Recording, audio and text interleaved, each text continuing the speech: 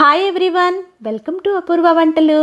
వాతావరణం చల్లగా ఉన్నా లేదా బయట వాన కురుస్తున్నా మనందరి మదిలో మెదిలేది బజ్జీలే. బజ్జీలంటే మిర్చి బజ్జీలే కాదండి, రకరకాల బజ్జీలను ప్రిపేర్ చేసుకోవచ్చు. నేనైతే ఈ వీడియోలో 4 రకాల బజ్జీలని మీతో షేర్ చేస్తున్నాను. అవేంటో ఇప్పుడే చెప్తే మీకు థ్రిల్లింగ్గా ఉండదు కాబట్టి వీడియోని ఎక్కడ స్కిప్ చేయకుండా చూసారంటే 4 వెరైటీస్ మీరు కూడా ప్రిపేర్ చేసుకోవచ్చు. ఇంకా బజ్జీలు తయారు చేసుకోవడానికైతే ముందుగా ఒక పావు కేజీ వరకు శనగపిండిని తీసుకొని దానిలో ఒక 100 గ్రాముల వరకు బియ్యపు పిండిని కూడా వేసేసేయండి.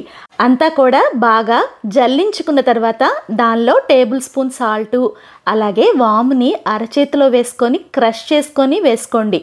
అప్పుడు మంచి సువాసనతో బజ్జీలు ఉంటాయి.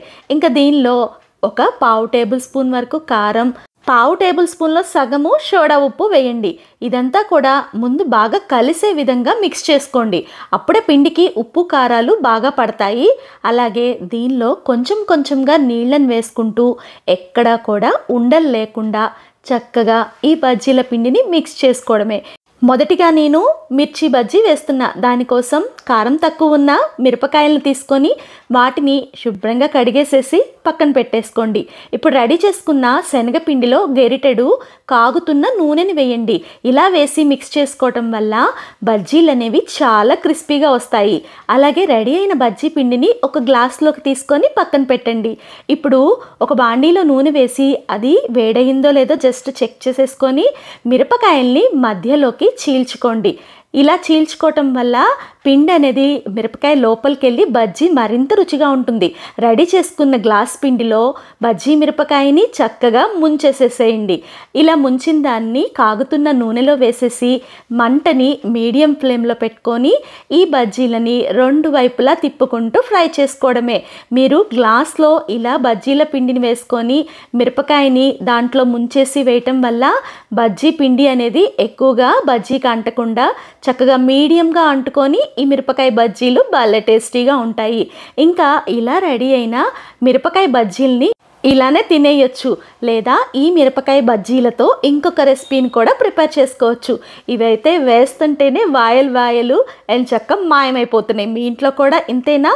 ఇంకా ఈ మిరపకాయ బజ్జీలతో 2వ రకం రెసిపీ కడప ఫేమస్ కట్ మిర్చి బజ్జీని ఎలా ప్రిపేర్ చేసుకోవాలో చూసేసేద్దాం రండి. వీటినైతే పూర్తిగా చల్లారి పెట్టుకున్న తర్వాత తొడిమెలు తీసేసేసి వీడియోలో చూపించిన విధంగా చక్రాలుగా కట్ చేసుకోవడమే. మీరు ఈ కడప కట్ మిర్చి బజ్జీ తయారు చేసుకోవాలంటే ముందు బజ్జీలను వేపుకునేటప్పుడు బజ్జీలకి తక్కువ పిండి ఉండేలాగా చూసుకొని వేపుకుంటే ఇంకా ఈ బజ్జీలు అనేవి టేస్టీగా ఉంటాయి.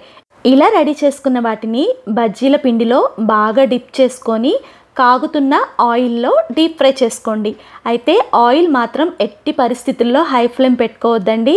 Medium to low flame adjust చేసుకుంటూ ఈ బజ్జీలు అనేవి లోపల నుంచి బాగా వేగేలాగా చక్కగా 2 వైపులా తిప్పుకోండి.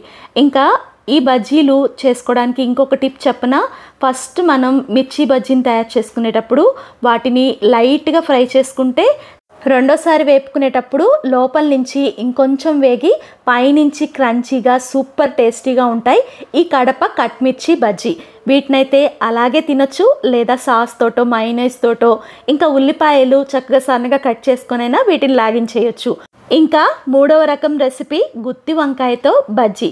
గుత్తి వంకాయని ఒకటి తీసుకొని శుభ్రంగా కడిగేసేసి వీడియోలో చూపించిన విధంగా అన్ని వైపుల నుంచి గుత్తి వంకాయ కర్రీకి ఎలా కట్ చేసుకుంటామో అలా కట్ చేసుకొని పురుగులు ఉన్నాయో లేదో చెక్ చేసుకోండి.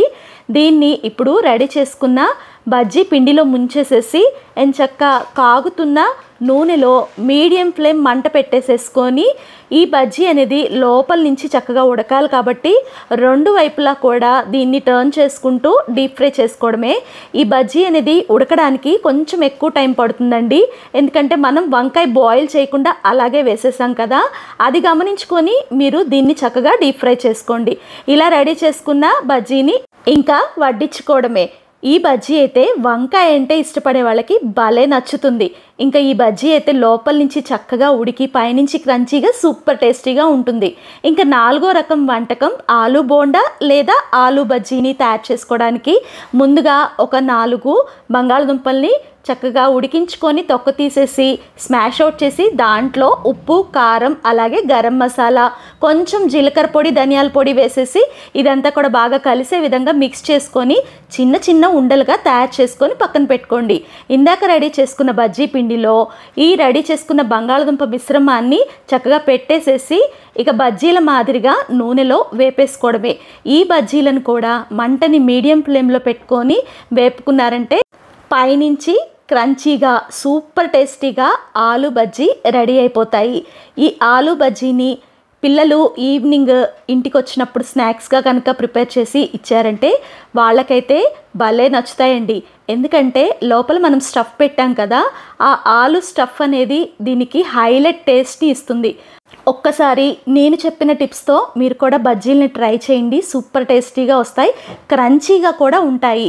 ఈ 4 రకాల బజ్జీలని మీరు కూడా ట్రై చేసి మీకు ఎలా వచ్చినాయో కామెంట్ చేయడం అస్సలు మర్చిపోవద్దు.